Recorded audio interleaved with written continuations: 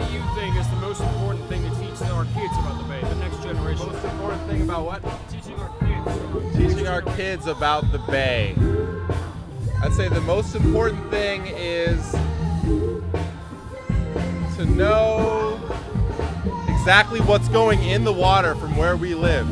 At everybody's house, they have lawns, they have properties. All the water that falls in the entire watershed all flows to the Bay.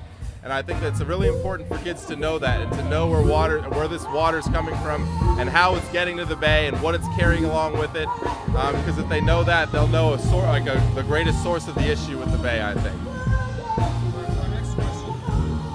We all have a big role to play in the restoration of the Bay, but what sort of things would you recommend for others to do?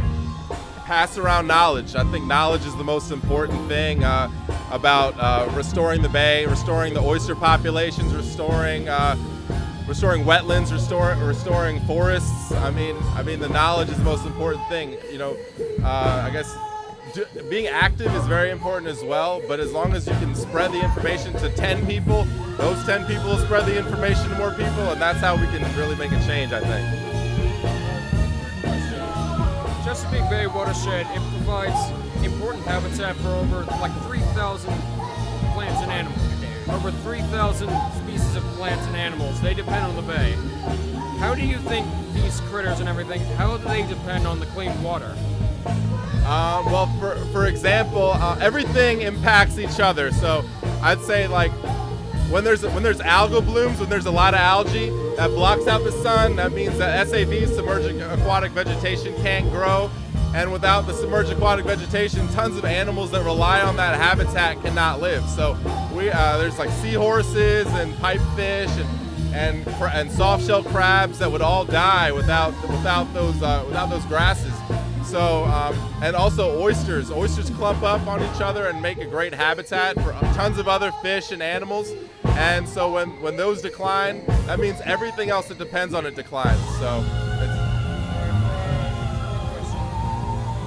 This is probably my favorite question. Right. If you were an inventor or a mad scientist, what invention would you create to help restore the Bay? A super duper filter, and take up all that algae. Now, would you go for a giant Brita root, or would you go for more natural, like a Godzilla-sized oyster? A Godzilla-sized oyster, big time. And then hopefully they'd make more Godzilla-sized oysters, because that's what we need. Or something that creates wetlands. Anything to do that would be awesome. Yep, go ahead. All right. Now, right now, we're about halfway to our goal of restoring the Chesapeake Bay, and we're making good progress, but we really need to finish the job. Have you seen any improvements in your local community? And if not, what improvements would you like to see?